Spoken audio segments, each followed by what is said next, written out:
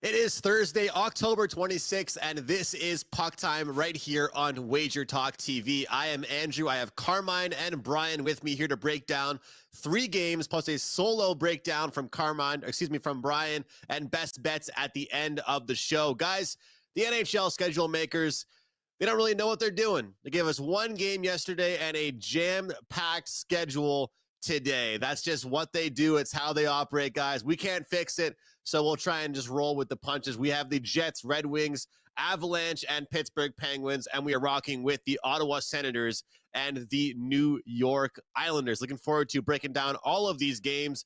And before I do, I want to let you guys know about the promo code ACCESS3. ACCESS3 takes $20 off a 3-day all sports package that works for all 3 of us. That's ACCESS3, takes $20 off a 3-day pass. Carm, let's start things off with the Winnipeg Jets and the Detroit Red Wings. One of these teams was my buy team, and one of them was my sell team this week. So do you agree with me?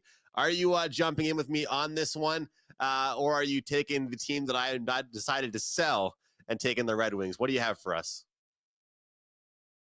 I think it would be rude, Andrew. First of all, the schedule makers got it right.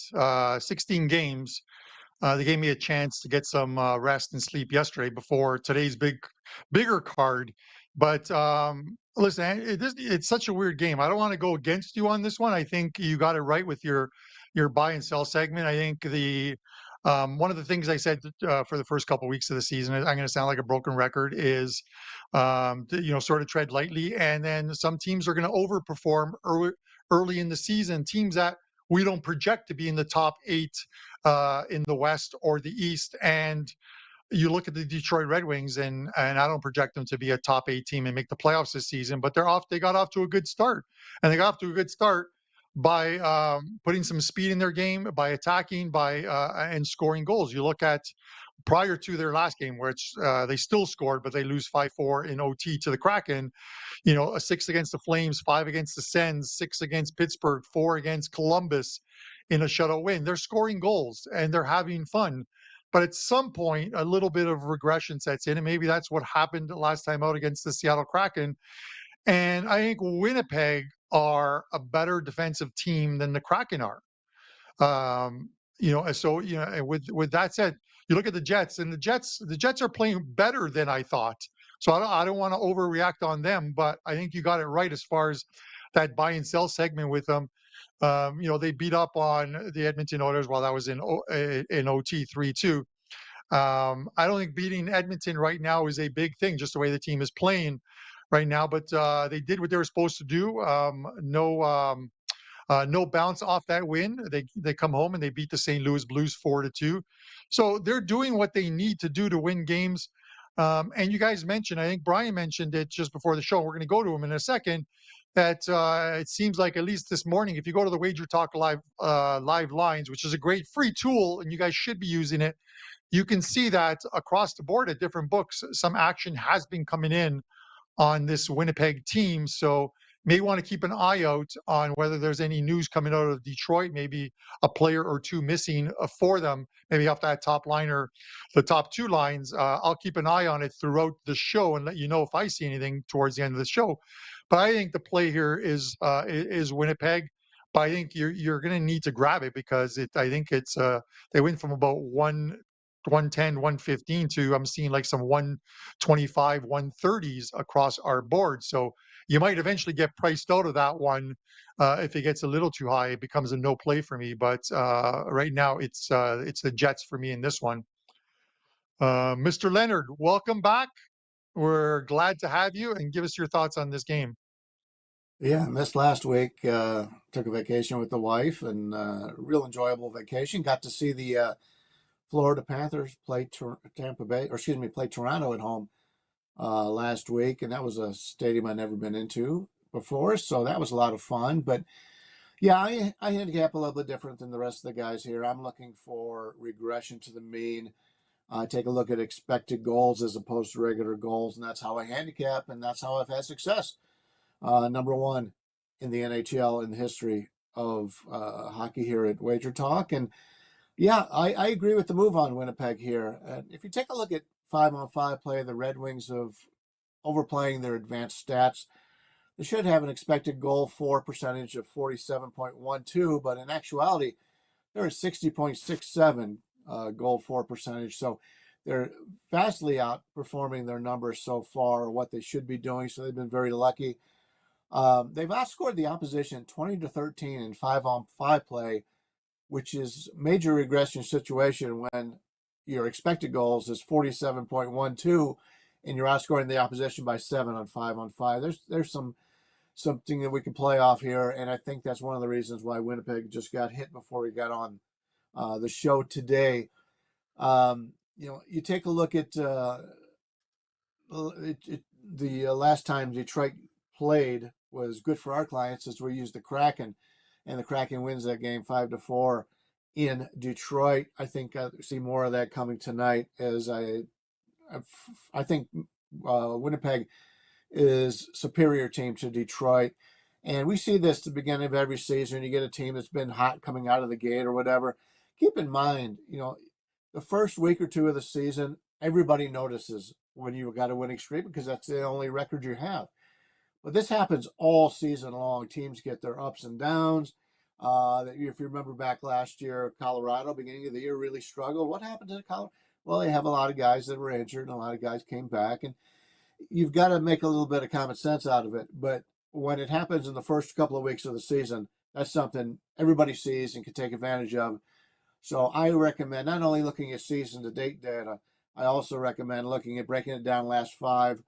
I know Ski is very good in the NBA, and he does that in the NBA, and it's worked out very well for him. But Winnipeg's been playing as well as expected thus far, considering the tough schedule they've faced. Looking at the expected points of opposition the Jets have faced so far this year. Keep in mind, we're only, 2 weeks into the season. These were the closing regular season points out of the South Point here in Las Vegas. The teams that the Jets have faced so far, 94.5 projected points, 98.5, 101.5, 104.5, 106.5. Those were the teams that they had played before they played St. Louis 2 days ago, and they win that game 4-2. St. Louis was a game in which they dropped down in talent. I think they dropped down in talent here again with Detroit. Detroit may have the record, but they don't have the skill. I like Winnipeg here, and I understand why the line is moving. It's Brian Leonard of WagerTalk.com. Brian, I'm going to chime in, and Andrew, I'm going to throw it back to you for this one. So, of course, doing the research I did while Brian talked, Detroit beat writer Ansar Khan says 2 things. James Reimer is going to be between the pipes for the Detroit Red Wings tonight, and leading scorer Alex DeBrincat, who has 9 goals thus far in the NHL, is a game time decision. He's dealing with an illness.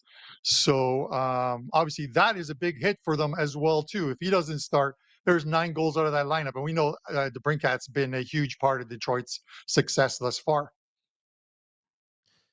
Carmine, I feel like sending that out to clients right now. And I'll tell everybody watching this video, that will be a client play. But what I was planning on saying about this game, and a lot of people know I've been betting mostly totals here. And Brian, first of all, great breakdown about the expected points, or the point totals for those teams. Really good stuff there with that. And for me, looking at these analytics, my favorite analytical tool is to use for goaltenders. Goals saved above average, goals saved above expected, things like that. And just looking at Hellebuyck and really just not just Husso. Now you're saying it'll be Reimer, but looking at the goaltending that's been out there for both teams, it's been pretty good. But the goals for, I think they're getting a little bit fortunate. And I think, like you talk about the teams they've been playing, I think that we're going to start seeing some unders come for both teams. Now, I know it's bold, and in the NHL, you don't really want to step in front of streaks by any means at all. I mean, look at that Seattle and Detroit game.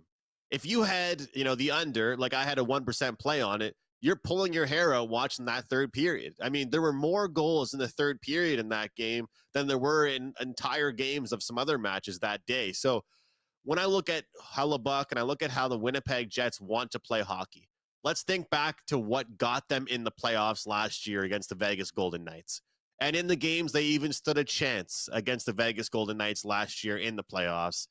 It wasn't because they scored 5 goals, guys. We know who the Winnipeg Jets are. We know what they're always going to be like as long as they have Hellebuck. And I think it's going to be a low-scoring, kind of grinded out type of team. If they can stay out of the penalty box, I feel like this can be an under type of game.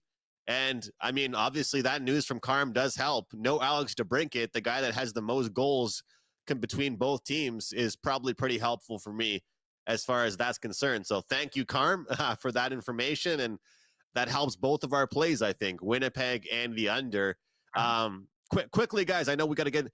Do you guys agree with me that long-term Winnipeg W's correlate with the under, Brian? Would you say that that's accurate for the most part? I will say, if you were to ask the Winnipeg coach and coaching staff when they go into the game, how are you going to win? They will say, we will win a low-scoring defensive battle. When it gets out there, I mean, opportunities happen in hockey. So that's why with totals, to me, it's hard to predict. But if you get a wide open shot, somebody just blows the defense. I mean, you can play great defense, and all of a sudden you just blow that one spot, and the guy's wide open. Well, that's a goal that you wouldn't have expected because it doesn't happen very often. But when you go into the game knowing what the goal is for the team, how are we going to win this game? That tells me more about what's going to happen than the actual results of that game. Carm? Yeah, no, I agree with it. First of all, Andrew, I've never had the problem of pulling my hair out in the third period of a game, but while watching a game. But with that said, I think certain teams, we look at teams and we build a profile on teams. You know the way they're going to play. You know what I mean? Like, let's say the New York Islanders that we're going to discuss. This is a team that's going to rely on their goaltending, on their defense, and hope to score enough goals. If those two are doing their jobs, enough goals to win games. We know that there's teams that fit certain profiles. I think the problem comes is when you get a coaching change. We saw that with Florida last year, where the new guy coming in, and we're seeing it with Calgary this year, new guy coming in is trying to get them to play a different style of hockey than they've played before. There is a huge adjustment period. Florida took almost the whole season for it to adjust for them and to play like Paul Maurice wanted them to play. Calgary's now going through it after the Sutter era on how to play, and it's not working out for them thus far. At some point, they'll buy in. Whether it's too late, we'll have to find out. But there's teams you build profiles on. You know that teams like the Toronto Maple Leafs are going to score a lot of goals sometimes to make up for the shaky defense and goaltending. Edmonton Oilers need to score goals because I don't know what is going on with their two goalies and their defense. So it's things that you build. You look at, and just two quick ones, Carolina and the LA Kings are going to be better defensive teams as the season progresses, but early on they have not. And you might have to wait until you start to see that before you start to actually put some money on them. But those are my thoughts. You build a profile on a team, and it helps you. It helps you decide on whether you want to play that team on any given night. Well, speaking of playing a team on any given night, playing a team like Colorado or Brian's Vegas Golden Knights, if you're playing them any given night or every night, you've had success. Let's jump into this one here, Brian. We've got the Pittsburgh Penguins and Sidney Crosby taking on Nathan McKinnon and the Colorado Avalanche. I'm seeing a few different prices around here, minus 140, 145. I even saw some 150s here. But what are your thoughts on this matchup? Can Colorado remain undefeated, or does Pittsburgh play spoiler and hand them their first loss? Yeah, isn't that strange? What do we have? 3 teams right now that are currently undefeated: Boston, Vegas, and Colorado.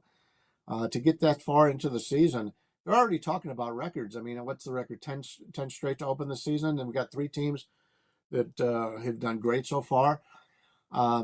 Yeah, the Avalanche have scored 4 goals or more against all but one opponent this season. And the funny thing is that low scoring came in a 2-1 shootout victory over winless San Jose. So to me, that was an obvious letdown situation for Colorado. They've played San Jose. They know how they are. And San Jose is expected to be the dreg of the league. Colorado went into that game and didn't have the spark, and they had to go to shootout to win that game. It happens.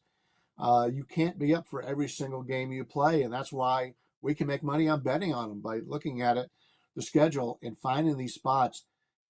Pittsburgh's a team that I like a little bit better than others do this year. I've heard some people that don't like them, some others that do like them, but they've underperformed in the early going. You take a look at their goal for percentage of 48.28, while their expected goal percentage is exactly 6% higher. So they have not played as well as they should have. I think we can get some advantages on that in the future, but they've dropped 3 straight games, with the only wins coming against struggling squads Washington and Calgary. Calgary, another team for the last year and a half or whatever, a year and plus, that has really not played the way that you would expect them to play. So we were expected to change this year in Calgary. Not yet. We'll see what happens. I think Colorado's price right here. Colorado should win this game, but I don't want to lay anything more than what they've got right now. If you can lay 130, I'd lean that side, but any more than that, I would cancel it and not play that game. We're always looking for numbers here. And when you've got, unlike yesterday, where you had 1 game on the schedule, we've got a lot more chances to make money here. So like Colorado, but I just don't think the line is there to take advantage of. Great stuff there, Bryan. Of course, you can find Bryan at WagerTalk.com. All kinds of great plays and packages available for the 3 of us. And again, guys, that promo code ACCESS3, that's ACCESS3, will give you $20 off a 3-day all-access pass. You know, Carm, when I look at this Avalanche team and what they're doing, it just reminds me of how frustrated I am about last year that I did not make enough money betting on the Bruins during their hot streak and how well they played. And it was always, will this be the letdown spot? Will this be the time that they lose? And they just didn't lose that many games in general. So is this a spot that you want to jump in front of them, or is there a total you like? What are your thoughts here? So, remember the old the Teddy covers, catch a falling knife? Do you want to step in front of Colorado right now? I really don't. I agree with Bryan on, at some point, the price on them. And you might think, well, is there a difference between 135 and like 145? Yeah, there is. There's 10 cents difference, but it's not so much 10 cents. It is that you get priced off a game and you just pass on it, because long term, if you're getting the worst number, um, it's the closing line value. It's the opposite of it. It's going to work against you and your bankroll. Look at Colorado, and I get, you look at the 6 games and you think, well, it could be a letdown spot. Well, if there was going to be letdown spots for them, it would have been again when they played the Chicago Blackhawks. It could have been when when they played the San Jose Sharks, and they played the Sharks. I think they played they played the Sharks, and that game went to OT. But they had like 54 shots on goal. So you're not flat when you're scoring 54 shots. You're running into a goalie who's standing on his head in that game. It happens. But they've won every game they've had to play thus far, whoever they put in front of them. 5 of the 6 games they've won by 2+ goals. 4 of the games they've won by 3+ goals. So they're not just getting by and winning games, they're winning them, and convincingly. And now they go to Pittsburgh, play a Pittsburgh team that the Kyle Dubas era hasn't started off very well for him as president and GM of the team. Will they eventually work it out? Who knows? This is a team that I didn't think was going to make the playoffs either this season. They've got 2 wins, and you look at their 2 wins. They beat Washington in Washington 4-0. And let's draw a line through Washington's game yesterday, because I don't know if New Jersey's played that bad, or Washington played that good. But prior to that, Washington just couldn't score. They win 4-0, and then against Calgary, they had a third period explosion after trailing 1-0 in that heading into the third, where Calgary didn't show. So there are 2 wins, and Calgary struggled Washington. So there are 2 wins. You can say the same about them, are against teams that haven't really been impressive at all this season. I don't think it's a bounce spot for the Avalanche. If you look and watch any of the pressers that come out with these coaches sometimes, and you can see them on an NHL ice or what have you. And I watch them is Bedard, Bedard, the coach. He talked about we got to play better. We won this game, but we've got to look better. When your coach is coming out there and saying, he's not calling out players because they're winning, but he's coming out and saying we could be better. that's just a sign that this is a team that is successful, that wants to win, is going to continue to win. Are they going to go absolutely unbeaten throughout the season? Of course not. They're going to lose at some point. But we've had, if you look at the teams, the longest win streaks to start the season, the Toronto Maple Leafs and the Buffalo Sabres, 10 games. The Sabres, 2006, 2007, the year Anaheim Ducks won the Stanley Cup against the Ottawa Senators, 10 games from the start of the season. So it does happen. Teams string together a slew of victories. 135 is the right price here. If you can get it lower, by all means, take it. But it's the Avalanche or no bet. It's hard to blame you, Carm. I mean, they are rolling right now. They're motivated, and the Pittsburgh Penguins might be off 3 straight losses, but are the Avalanche really the team that Pittsburgh snaps out of it against? And I think the answer is no. It'll be very difficult for them to get back on track against a team with the speed like Colorado has. But here's the deal, guys. Going into the year, I wasn't as worried about the offense for Pittsburgh as I was about their defense and goaltending. And for me, that thought process remains the same. I have some buddies that I talk hockey with every day, and I told them Erik Karlsson is a great defenseman, but he is more of an offensive defenseman than a defensive defenseman. So Pittsburgh, to me, going into this season, their biggest struggle last year wasn't scoring goals. It was keeping the puck out of their own net. And you bring in an offensive defenseman, which is great, but that doesn't help the situation as protecting your own end. And I'm sorry, but Tristan Jarry and the entire goaltending situation for Pittsburgh hasn't been great. I mean, ever since, Matt Murray's peak days and Marc-Andre Fleury, when's the last time Pittsburgh had a reliable goaltender? I can't remember. So when I look at both these teams that, looking at Pittsburgh giving up goals against Dallas, the St. Louis Blues, the Red Wings giving up 4 goals against the Hawks, and even the Avalanche giving up goals against the Islanders and giving up goals, against some teams that they probably shouldn't be allowing that many against, at least just recently. I like the over here. I think Pittsburgh gives us something, gives us some type of bounce back effort, but I don't think they can come up with the W. I really don't, and I think that this is one of those ones where we see a good effort out of Pittsburgh. They score 2 or 3 goals, but they can't trade goals with Colorado. Good luck to any team in the league that tries to outscore Colorado by playing pond hockey, and I just don't think that Pittsburgh is defensively capable of playing shutdown hockey. Guys, I want to break some news actually that I just saw that was sent to me, and this I think is worth mentioning here on PuckTime. We have our first suspension for gambling from an NHL player that has just been announced, and it's Shane Pinto from the Ottawa Senators. He was expecting to sign a contract. He was in negotiations. They haven't signed him to a long-term deal yet. He has been officially suspended, according to Elliot Friedman, for 41 games. Not sure what he was betting on. I'm assuming it was hockey, obviously. People are complaining about all these hockey ads on TV, guys, and maybe it just got one of the players interested. But 41 games, that is a statement from the NHL, a statement from the office. That's a lot of games, guys. So really quick, any reactions from you guys on that? No, it's the leagues are going to, we've seen it in the NFL. They're going to do it in the NHL. They've gotten into, I hate to use that word. They've gotten into bed with the sports books in the sense of advertising dollars when there's a lot of it out there being thrown around. So you get involved in it, you get sponsorships, you get deals. I get it. What he was betting on, I have no idea. Maybe he played my same game 3-team parlay yesterday that lost once Washington scored yesterday, Andrew. That one was dead. But no, let's listen. We could talk about this forever, Brian. But yeah. You have a game breakdown that we want to get to right now. So we're going to go to you, and there's a great promo for Brian Leonard as well too.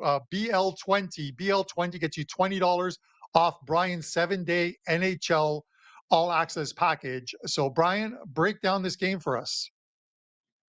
Yeah, we're going to take a look at the Toronto and Dallas game. And I hope I don't offend any of the people that are watching the show that are affiliated with some of these lesser teams. But the Maple Leafs are 4-2 on the season, but have been outscored 13-12 in 5-on-5 play. This is a team, at least I consider Toronto one of the best offensive teams in hockey. And yet, in 5-on-5 play, they've been outscored 13-12. Their goal for percentage is at 48%, while the expected goals is at 51.86. So they've underperformed a little bit, or actually overperformed. And so a little positive regression is in the cards for them. So, they haven't looked that great. In fact, I mentioned that game in Florida the other day where they scored one goal against Florida. They did not look good in that game at all offensively. But they were better than scoring one goal, excuse me. But they've had an easy schedule so far, including, I'm sorry, Andrew, but they played Montreal, Chicago, and Washington. And when you take a look at the schedule they played, Dallas will be the toughest test of the season for sure for a Toronto team. I don't know if they're not getting invested because they're playing lesser teams, but I expected more out of Toronto this season, at least more offensively. And I think we'll get more of that as the season goes on. But very similar to Toronto, Dallas really hasn't been tested this season. Their only loss came in a shootout at the defending Stanley Cup champion Las Vegas Golden Knights. So when looking at the expected goals for, we find the Stars getting a little bit fortunate thus far. But that said, Dallas is the better team in this matchup in my regard. I picked Dallas to win it all before the season started. I've seen nothing to change that. And the only game left in the month of October is Columbus. So no look ahead for Dallas here. I think it's just a statement game for them after they've lost to Vegas. I like Dallas here. I think this is one of the better plays on the board today. That's my best bet. And if you'd like to get all of my plays, you can always get those on our site. And as Carmine mentioned, that's special right now, BL20, save 20% for the next 7 days. Nice breakdown, Brian. And listen, I'm going to be cheering for you as well on this one because one of my clients sent me a DM on Twitter, and he's like, "I'm going to the Dallas Toronto game on the Thursday night. I really want Dallas to win that game." And I'm like, "It's perfect because if they do, we got the Prez on the very next day, and we can talk to him about the Dallas game. Prez will be on Friday's show. We didn't have him on his regular spot on Wednesday, Andrew, of course, because there's only one game to discuss." But I'll toss it back to you so we can set up this third and final game. Well, Carm, we're going to break down the Islanders and Ottawa Senators, and I'm just going to keep it short and simple for me. This is, this is an Ottawa Senators team that has gone over their team total in every game they've played in this season. Even in a loss, they have gone over their team total. It might have taken some late goals in their last game against Buffalo, no doubt about it. But now you're going to give me a plus price at plus 145 on the Ottawa Senators to get to 4 goals. I get it. They're playing an Islanders team that plays tough defense. I can't pass up this price, guys. Plus 145 team total over for the Ottawa Senators. Carm, you got to love it, and you got to love that price. What do you have for us? Yeah, Andrew, this is another one of those games where, like I discussed before, about knowing who the teams are. Listen, the Sens look like world beaters. They go to Carolina to open the season, and they lose 5-3, and we chalk it up to Carolina's a very good team at home, which they are. And the Sens played a gutsy game, and then the Sens reel off 3 wins in a row where they outscore teams by a 16-5 margin, and we're like, wow, this team can really play. Again, is not getting too hyped on a team that wasn't a playoff team last year, is trying to be a playoff team this year, but may have just gotten off to a good start. Let's not overhype them yet. So what do they do their next couple of games? They lose 2 home games back-to-back, Detroit Red Wings, Buffalo Sabres, which is even more surprising because the Sabres were on the second half of a back-to-back after losing to Montreal the previous night. And those 2 teams score 11 goals combined against this Sens team. So it's a little bit of that regression to what is the team going to be like a 500 team and battle for the 7th and 8th wildcard spot, which is what the Islanders, I think, will likely do battle for that spot. Again, the Islanders are a team that are going to rely on Sorokin in goal. I'm never going to want to play them when Sorokin's not in net because it is a huge drop off for me. They're going to rely on their D. because they've got to get that scoring. They get the scoring against the Avalanche last game out. They played a very good game, but the Avs just played too well. And the final score was 7-4. But let's not forget, 2 of those goals were empty netters. So in reality, it was a 5-4 game. But it was the Cale Makar show. He put on a highlight reel, and you can't let one player do that to you if you want to win games. But I can't imagine the Islanders scoring 4 goals and not winning a game just because I think they're a little bit better defensively than that. But the Avs will do that to you. So now you got Ottawa coming to town, and I actually think the Islanders are the right play here.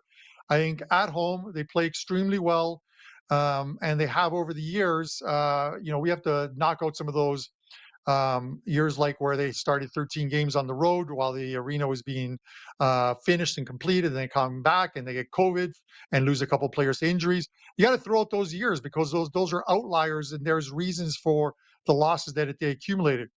They're a better team at home than they are on the road, and I'm going to take them here in this spot. So it's the Isles for me. Bri, you're going to close it off with the final word on this one. Yeah, I can understand Andrew's viewpoint on this because the Senators have scored 30 goals, have been involved in 30 goals in 5-on-5. So if you're scoring in 6 games 30 goals, that's 5 goals a game without any penalty shots, without any advantages, 5-on-4, 5-on-3, power plays, any of that. You're in pretty good shape for going over. The only problem we have here is, as you mentioned, Carmine, is this is a team, and we talked about this a little bit earlier, when teams go into a game, what they're trying to do, the Islanders are a team that play defense. The Islanders are a team that doesn't give up a lot of goals. And we'll just look back at the last game that the Islanders played Tuesday, 2 days ago. They give up 7 goals to Colorado. What do you think this team is going to be doing coming into this game? They'll be working on their defense. Last thing they want to do is give up a lot of goals. The coach is going to tell them, hey, this team's putting up a lot of shots, a lot of goals. We got to play some defense.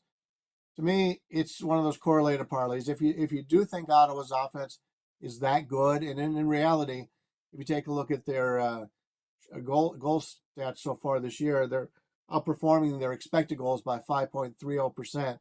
So I would expect the Sens to come back to the pack a little bit offensively. But when you're playing a team that's a good defensive team, playing them at home, off of a 3-goal loss, which they gave up 7 goals, I think the Islanders are going to want to keep this a low-scoring game. So either the Islanders are the under or Ottawa in the over would be the only 2 ways I could look at this. Those 2 plays certainly correlate. That's for sure. I think all season long we can agree that those certainly correlate together. Let's jump into best bets, guys. Before I do that, I want to just tell everybody out there, if you're enjoying the content, if you like what you're hearing, if you like some of these picks, or if you don't like it, but you're enjoying watching anyway, hit that like button for us. Show some love to the PuckTime crew. We really do appreciate it. We're not going to give you guys a benchmark or a certain number of likes we need. Just show your support. Hit the like button. It really does help us. And kind of tells our bosses and the guys, in charge of this show that we're doing a good job. So hit the like button and show some love to the show. Carm, over to you for your best bet and what do you have going today? 250 likes and Andrew McInnes will shave his head on a Monday's show. And we did that last year or the year before, and people said, no, don't do this, Andrew, don't do it. But you were scheduled for a regular haircut at the time. Yeah, I know. I get it. Listen. All right. So Ovechkin scores into an open net yesterday for his 4th shot on goal in the game. That gives us, on this show, it was a client play as well, too, but it gives us on this show 8 straight best bet winners going back to Monday of last week. So not to put the announcers jinx on this one, but let's go for 9 in a row with this one. I'm going to go to the Calgary-St. Louis game. St. Louis have allowed the 6th most shots on goal this season. And, I like to go against those teams if I can find a player who fits. And who fits it? A defenseman for the Calgary Flames, Mackenzie Weegar. Over 2.5 shots on goal, plus 105. So we're getting plus money. He's gone over the number 3 of the last 4. He's been bounced around from the top line to the second line, but he's always out there, gets in on the power play. And this is a team in which needs to bounce back. And the Blues are in town. and they need to do something in front of their home crowd after that 3-1 loss to the Rangers. So let's get Uyghur involved. 3 shots on goal is all we need. Come on, do it for us, and that will get us 9 in a row as far as best bet winners on the show. 4 plays up in Europa. First game goes at 12:45 Eastern time, and then 3 plays currently up in NHL tonight. And I will be adding 1 or 2 prop plays as well to that. So one day All Access gets them all, or use Access 3 and get the next 3 days all picks for $49. It's a great deal. Brian, what do you got up at WagerTalk? Yeah, not involved tonight in football or the NBA, but I'm very much involved in hockey. I've got 2 plays up right now. I've got another I'm going to add, and then I'm going to do a little bit more research and hopefully get a couple more. So it's a good day to buy our hockey. As you mentioned earlier, number 1 all time at WagerTalk in net profit in hockey. I believe I finished 3rd last year. Always up in the top 5, and have been number 1 the entire time I've been handicapping hockey here at WagerTalk. I do things a little bit differently than the other guys do. I play more underdogs than a lot of the other guys do, and but that doesn't mean if I find a favorite, I won't play it. There's been many times where there's been an undervalued favorite in the 200, 300 range, and I've played it and have done pretty well on those. But I'm going to take a look at my best bet on the show tonight. I'm going to take what I think is the wrong team favored. We're going to look at Minnesota against Philadelphia. The Wild have been overperforming their 5-on-5 stats so far. This is their 2nd game in 3 days. They also visit Washington tomorrow, so it's not a good situation scheduling-wise for Minnesota. And I got to tell you, I've been very impressed by the Philadelphia Flyers so far. Their advanced stats shows that they've actually been underperforming. Their goals for percentage is at 47.62. Expected goal percentage, 54.11. Considering the schedule they've played, I've been very impressed. Last 2 games on the road against the team that I think will win it all this year, Dallas, against a team who did win it all last year, Vegas. And they played those teams very evenly. They were just as good as the opposition. Obviously, Dallas and Vegas probably took it for granted a little bit, but still, this is a team in Philadelphia who has been in all but basically 1 game. I believe they lost 5-2 to Ottawa. But every other game has been like a 1-goal game. They've been very good all season long. I think they're the better team here, and you're getting them at home at a good price of plus money. So give me Philadelphia is the best bet for the show here. Philadelphia Flyers, best bet for Brian Leonard. Guys, I have a 5% play going tonight in the NHL. It's a jam-packed slate tonight. 1 play that stuck out to me quite a bit that I made a 5% play. My show play, though, is going to be on the Montreal Canadiens. Look, this is a team that I believe will win games they should and lose games that they shouldn't win. And so far, that's what they've done. They defeat the Blackhawks, they defeat the Capitals, and they defeat the Buffalo Sabres. 3 teams that, well, let's just put it this way. They aren't very high up in the standings. And another team not very high up in the standings, the Columbus Blue Jackets. That's who the Montreal Canadiens will play tonight. The schedule's been pretty good to them so far, and I believe Montreal will continue to take advantage of these games against lesser opponents and like the Columbus Blue Jackets. So I'll take the Montreal Canadiens minus 120 for my show free play. Thank you guys so much for watching. Best of luck tonight. We'll see you tomorrow right here on Puck Time.